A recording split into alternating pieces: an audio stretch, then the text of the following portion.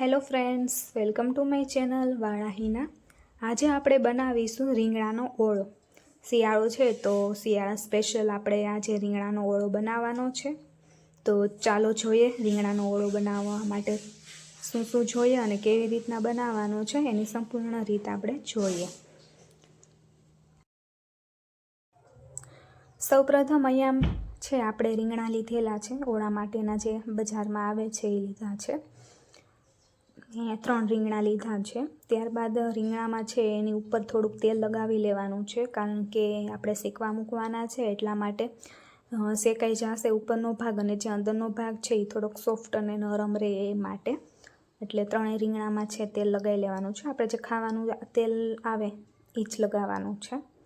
અને ત્યારબાદ આપણે એમાં ચપ્પાની મદદથી છે કાપા પાડી નાખવાના છે, એટલે અંદર વ્યવસ્થિત બરોબર છે વરાળથી શેકાઈ જાય, ઉપર ન શેકાય અને અંદરથી ને વ્યવસ્થિત શેકાઈ જાય માટે. ત્યારબાદ અહીંયા એક મેં ડીશ મૂકેલી છે ગેસ ઉપર રીંગણા શેકાવાની, અને ત્યારબાદ આપણે રીંગણા છે એ શેકાવા માટે છે મૂકી દીધા છે.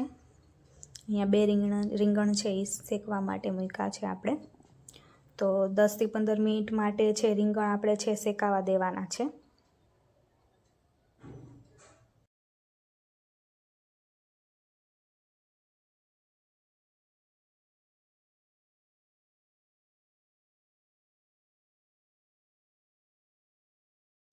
હવે આપણા રીંગણ છે એ શેકાઈને રેડી થઈ ગયા છે. આપ જોઈ શકો છો ઉપર બ્લેક કલરની જે એની ભાગ હતો એ બ્લેક થઈ ગયો છે, એટલે શેકાઈ ગયા છે અને આ રીંગણનું આખું લુક છે એ ચેન્જ થઈ ગયું છે. તો હવે ઉપરની છાલ છે આપણે કાઢી નાખવાની છે, તો આવા અંદરથી દેખાશે. અને ત્યારબાદ એને છે ચપ્પુની અથવા તો ચમચાની મદદથી આપણે છે કટ કરી લેવાના છે. રીંગણ બધું વ્યવસ્થિત રીતે છે મેશ કરી દેવાનું છે, ઝીણું બારીક રીતે છે ચમચાની મદદથી આપણે કટ કરી લેવાનું છે. અને ઉપરના જે ડીટીયાનો ભાગ છે એ કાઢી નાખવાનો છે. આપ જોઈ શકો છો કે રીંગણ છે આપણે એકદમ બ્રાઉન કલરના થઈ ગયા છે અને વ્યવસ્થિત રીતે છે શેકાઈ ગયા છે. હવે રીંગણના વઘાર માટે અહીંયા મેં તેલ ગરમ કરવા માટે મૂક્યું છે. તેલ છે આપણે 2 થી 3 પાવડા કે 3.5 પાવડા લીધેલું છે તેલ, અને ત્યારબાદ ગરમ થઈ ગયું છે. રાઈ જીરુંનો વઘાર કરશું. ત્યારબાદ આપણે જે હિંગ નાખવાની છે, અડધી ચમચી જેટલી હિંગ નાખીશું. અને ત્યારબાદ છે મેં આદુ અને લસણની જે પેસ્ટ આવે ખાંડી નાખ્યું છે ખાંડણીમાં, એ એડ કરીશું. 1 ચમચી જેવું છે લીધેલું છે. અને ત્યારબાદ છે અહીંયા મેં લીધું છે ટમેટાં અને ડુંગળી કટ કરીને સુધારીને લઈ લીધી છે, અથવા તમે ગ્રેવી કરીને આમાં નાખી શકો છો. અહીંયા મેં સુધારીને નાખ્યું છે. અને 5 થી 5 મિનિટ જેવું આપણે છે હલાવવાનું છે, એટલે ચડી જાય આપણું ટમેટીની. તો આપ જોઈ શકો છો કે આપણું જે ટમેટું ને એ છે થોડું ચડી ગયું છે.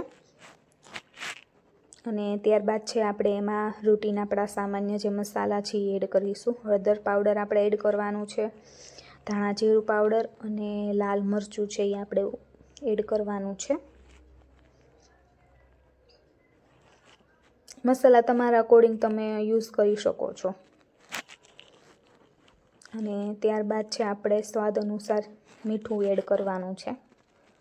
અને ત્યારબાદ બધું છે વ્યવસ્થિત રીતે આપણે છે મિક્સ કરી દેવાનું છે.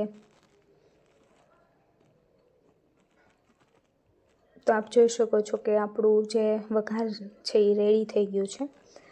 અને શેકાવા માટે છે ચડવા માટે મૂકી દેવાનું છે. અને આપ જોઈ શકો છો કે ઉપર તેલ આવી ગયું છે, એટલે આપણું રેડી થઈ ગયું છે. જે વઘાર છે એ કમ્પ્લીટ અને ચેન્જ થઈ ગયું છે થોડું ઘણું. આપણે જે સુધારેલી વસ્તુ હતી એ આખું કમ્પ્લીટ રેડી વઘાર થઈ ગયો છે. હવે આપણે એની અંદર છે આપણે રીંગણાનો છે આપણે ઓળો કરવાનો છે, એટલે એની માટે રીંગણ આપણે શેકેલા હતા જે કટ કરેલા એ હવે આમાં એડ કરી દઈશું.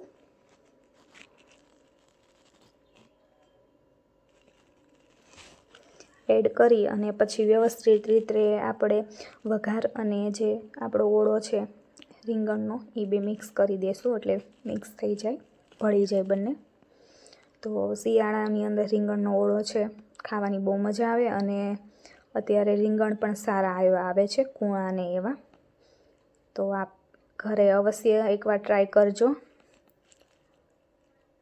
તો આપ જોઈ શકો છો કે આપણો રીંગણનો ઓળો છે એ કમ્પ્લીટ થઈ ગયો છે, બની ગયો છે. હવે આપણે એને થાળીમાં પીરસશું. થાળી લીધી છે અને સાઈડમાં છે ગરમે ગરમ રીંગણનો ઓળો છે એ આપણે એડ કરીએ છીએ.